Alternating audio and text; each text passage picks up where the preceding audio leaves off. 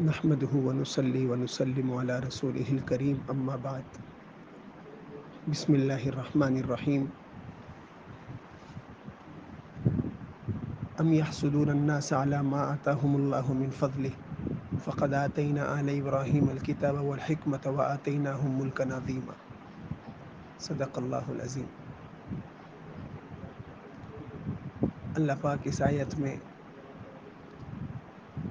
اہل کتاب یعنی یہود و نصارہ سے کہہ رہے ہیں کہ تم حسد مت کرو۔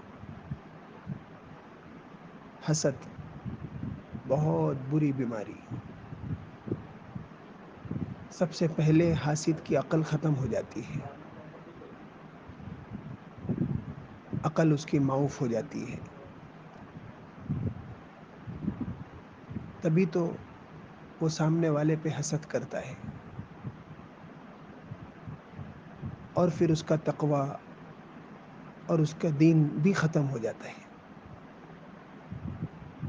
اس لیے کہ نبی کریم صلی اللہ علیہ وسلم ارشاد فرما رہے، حسد نیکیوں کو اس طرح کھا جاتی ہے جس طرح سوکھی لکڑیوں کو آگ جلا کر ختم کر دیتی ہے۔ معلوم ہوا کہ آدمی بظاہر دیندار ہے، متقی ہے، دن میں روزہ کر رکھ رہا ہے، رات کو تراویح بھی پڑھ رہا ہے اللہ کے قرب کے لیے، لیکن ساتھ میں حسد بھی کر رہا ہے سامنے والے کے مال پر، عزت پر، اس کی مقبولیت پر، اس کی صحت پر، اس کی خوبصورتی پر۔ یہ سب حسد کے اسباب ہے۔ اس کے بچوں کی شرافت پر، بھائی اس کے بچے بہت اچھے ہیں، میرے بچے آوارہ ہے، تو حسد شروع کر دیا۔ ادھر نماز روزہ بھی چالو ہے، ذکر تلاوت بھی چالو ہے، یہ سمجھ رہا ہے کہ میں تقوی میں آگے بڑھتے جا رہا ہوں، لیکن حسد کی بیماری نے اس کے سارے نماز روزے کو خاک میں ملا دیا۔ پہلے عقل گئی،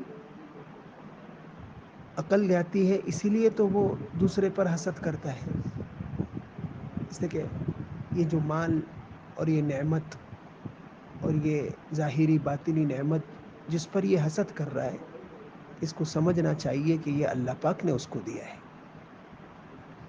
اللہ نے دیا ہے اس کو، مال مقدر تھا اس کو مل گیا، عزت اللہ پاک نے اس کو خوبیاں عطا فرمائی جس کے بنا پر لوگ اس کی عزت کر رہے، خوبصورت ماں کے پیٹ سے پیدا ہوا، صحت اچھی ہے اس کی پہلے سے، اب یہ اس پر حسد کر رہا ہے، تو اس کو سمجھنا چاہیے کہ ان سب نعمتوں کو اصل دینے والے اللہ ہیں، تو گویا اللہ کے اوپر وہ شکوہ کر رہا ہے کہ آپ نے یہ سب مال کیوں دیا اس کو، آپ نے اس کو عزت کیوں دی، تو اللہ کی تقسیم پہ راضی نہیں ہے، گویا اللہ نے دیا نا اس کو، یہ اس لیے حسد کر رہا ہے کہ اس کی عقل بھی ختم ہو گئی اور اس کا دین بھی ختم ہو چکا۔ بہت زیادہ اس سے بچنا چاہیے۔ آدمی کی نیکیاں، آدمی کی عبادت، آدمی کے تقوی سب ملیا میٹ ہو جاتا ہے، اس لیے غور کرتے رہنا چاہیے۔ اب جس پر حسد کر رہا ہے وہ، اس کا علاج کیا؟ اس کا پہلا علاج حضرت شیخ نے فرمایا حدیث کی روشنی میں کہ سلام کو عام کرو، سلام کرے۔ ہمارے معاشرے میں سے سلام کی نیکی کم ہوتی جا رہی ہے اور سلام کا رواج ختم ہوتے جا رہا ہے۔ اللہ کے رسول صلی اللہ علیہ وسلم نے کتنی فضیلت بیان فرمائی سلام کی، کہ تم کو میں محبت کا نسخہ بتاؤں؟ اگر تم آپس میں نسخہ محبت تم اپنے اندر اتارنا چاہتے ہو، برقرار رکھنا چاہتے ہو، تو تم سلام کو عام کرو۔ اس لیے بہت زیادہ سلام کا اہتمام کرنا چاہیے۔ قیامت کی علامت میں ہے کہ کل لوگ ایک دوسرے کو پہچانیں گے تبھی سلام کریں گے، حالانکہ اجنبی ہے، مسلمان ہے، آپ کو معلوم ہے تو سلام تو کرے اس کو۔ عورتوں میں بھی سلام کا رواج کم ہے، گھر میں داخل ہونے میں، جانے میں بھی ہم سلام کم کرتے ہیں یا نہیں کرتے ہیں. گھر میں بچوں کو بھی پابند بنایا جائے, خود بھی پابند ہو کہ بھائی جب گھر میں داخل ہوں گے ماں باپ کی خدمت میں جائے, یا ماں باپ گھر میں داخل ہو اولاد کو پہلے سلام کرے. اس سے برکتیں اترتی ہے, رحمتیں نازل ہوتی ہے. ایک بندہ دعا دیتا ہے تو سلام کب کرے؟ تو جس کے اندر حسد محسوس ہو, جس کو اپنے اندر, اور جس پر حسد کر رہا ہے وہ اس کو ضرور سلام کرے. یعنی حاسد محسود کو جس پر حسد کر رہا ہے وہ اس کو ضرور سلام کرے. اور بھی حضرت تھانوی نور اللہ مرقدہ نے نسخے لکھے ہیں, اس کے لیے دعا کرے, خوب دعا کرے.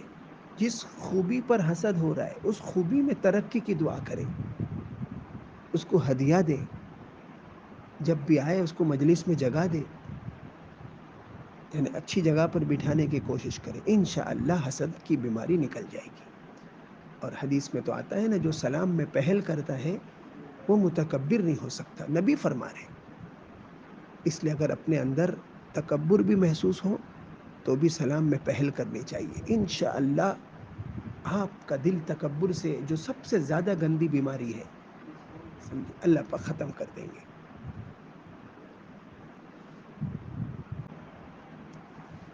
ایک دوسری بہت اہم بات حضرت شیخ دامت برکاتہم نے ارشاد فرمائی کہ ٹھیک ہے یہ تو حسد کی برائی ہو گئی, لیکن آپ پر کوئی حسد کر رہا ہے تو کیوں کر رہا ہے؟ مال کی وجہ سے. مثال کے طور پر عام طور سے مال کی زیادتی کی وجہ سے حسد ہو رہا ہے, تو آپ بھی اپنے مال کی نعمت کو چھپاؤ. یہ محسوس سے کہا جا رہا ہے جس پر حسد کیا جا رہا ہے. آپ بھی لوگوں سے ذکر کرتے رہتے ہو کہ دیکھو نا فلاں مجھ پر بہت زیادہ حسد کرتا ہے, میری ترقی سے جلتا ہے. تو جس ترقی سے جل رہا ہے وہ آپ اپنی ترقی اس کے سامنے بیان کیوں کرتے ہیں؟ ہمیشہ اپنے مال کی بڑھوتری کو اس کے سامنے کیوں بیان کرتے؟ اپنے سودے کو کیوں بیان کرتے ہو؟ بار بار سودے کا ذکر کرتے ہو, ارے فلاں ڈیلنگ کامیاب ہو گئی, فلاں میں بہت کروڑوں روپیہ نفع آیا, دلی جا رہے, کیوں جا رہے؟ 25 کروڑ کی ڈیلنگ ہے میری. آپ یہ بولتے کیوں ہو؟ نبی کریم صلی اللہ علیہ وسلم فرماتے کہ اپنی نعمتوں کو چھپاؤ. آپ سامنے والے کو حسد کا ذریعہ بن رہے ہو, تو اپنی نعمتوں کو چھپانا چاہیے. خصوصاً اس کے سامنے ہم اور آپ بیان کر دیتے ہیں اپنی خوبی, اپنے مال کی بڑھوتری کو, جس کے اندر جلن کی عادت ہے, جو ہلکا کم ظرف ہے, تو آپ نے کیوں اس کے سامنے اپنی مال کی ترقی کو بیان کیا؟ آپ کو خاموش رہنا چاہیے نا. آپ تو ہمیشہ جلوے گاتے رہتے ہو, اپنی بڑائی بیان کرتے رہتے ہو. آپ اگر وہ آپ کے علم پر جلتا ہے تو آپ اپنے علم کی بڑھوتری کو, اپنے فضائل کو کیوں بیان کرتے ہو؟ آپ کی جس خوبی پر وہ جل رہا ہے اس خوبی کو آپ اسی کے سامنے بیان کرتے ہو. تو ٹھیک ہے آپ تو حسد نہیں کر رہے, لیکن سامنے والے کو حسد کا ذریعہ بن رہے نا آپ. اس کو جلانے کا آپ کیوں کام کرتے ہو؟ اس کا مطلب مال کی فضیلت اور مال کی اہمیت آپ کے دل میں بھی بہت زیادہ ہے. تو ٹھیک ہے آپ حسد کی بیماری میں مبتلا نہیں ہو, لیکن دنیا کی محبت میں گرفتار ہو, یہ بھی تو ایک بیماری ہے. اور دوسرے کو حسد کا ذریعہ بنا رہے ہو, دوسرے کے لیے حسد کا ذریعہ بن رہے ہو. تو آدمی کو اپنی خوبیاں, اپنے مال کی کثرت, مال کی فراوانی, اور جس خوبی سے بھی سامنے والے کو جلنے کا اندیشہ ہے, آپ اس کے سامنے اور مٹک مٹک کے مت بیان کرو تاکہ وہ جلے. تو آپ کو اس کی بھی تو اللہ کے آپ سے بھی تو پوچھ ہوگی کہ آپ نے حسد کا کیوں ذریعہ بنائے. یہ بہت باریک بات حضرت نے فرمائی. اللہ پاک مجھے اور آپ کو حاسد بننے سے بھی حفاظت کرے. حسد تو بہت سخت بیماری ہے, اس سے تو حفاظت کرے. اور اگر محسود ہم بن رہے ہیں, یعنی ہم پر حسد کیا جا رہا ہے اور ہم خود اپنے مال کے جلوے کو بیان کر رہے, تو اللہ پاک اپنی نعمتوں کو چھپانے کی توفیق نصیب فرمائے. وآخر دعوانا ان الحمد للہ رب العالمین.